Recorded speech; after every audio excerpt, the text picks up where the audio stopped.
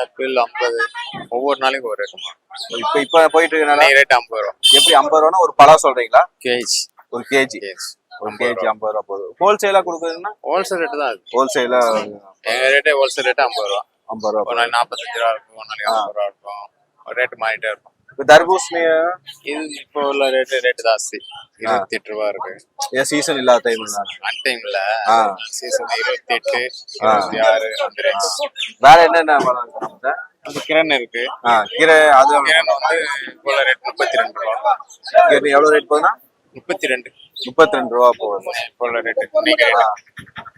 அதுவும் சீசன் அன்சீசன்னால அந்த ரேட்டு. சீசன்னா உங்களுக்கு ரேட்டு மாறும். மக்கள் வந்துட்டு வர்றது நடமாட்டம் கம்மியாச்சு. மக்கள் இப்போ கம்மியா தான் இருக்கு. அதாவது இந்த வியாபாரிங்க சீசன் ஹோல்சேல் தானே. ஹோல்சேல்னால உங்களுக்கு ஒரு மழை பெய்யுச்சுன்னா ஜில்லுனால மக்கள் வரமாட்டாங்க.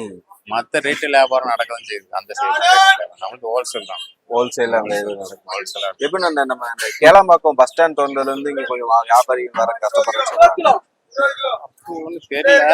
எல்லாம் வேன்ல தான் வந்துடுறாங்க. பஸ் வசதி அதான் இல்ல. பஸ்ல வர மக்கள் கம்மி தான். இதே மாதிரி ஹோல்சேல் வியாபாரம்னால இந்த வண்டியில வந்துடுவாங்க. எல்லா ஊர்ல இருந்து இந்த மாதிரி வண்டி, லாரி, டெப்பர் அது வந்துடுறாங்க. ஓகே. அதனால ஒன்றும் பிரச்சனை இல்லை. இருந்தாலும் கொஞ்சம் பாதிக்கும். வண்டி இங்க இருக்கும்போது பஸ் இருக்கும்போது கொஞ்சம் நல்லா இருக்கும். ஏன்னா பஸ்ல கொண்டு போய் நிறைய பேர் இருப்பாங்க. இங்க தாம்பரம், செங்கல்பட்டு, காஞ்சிபுரம் எல்லாம் பஸ்ல போறவங்க கொஞ்சம் கம்மியாகி தான் இருக்கு. இப்ப கொஞ்சம் அது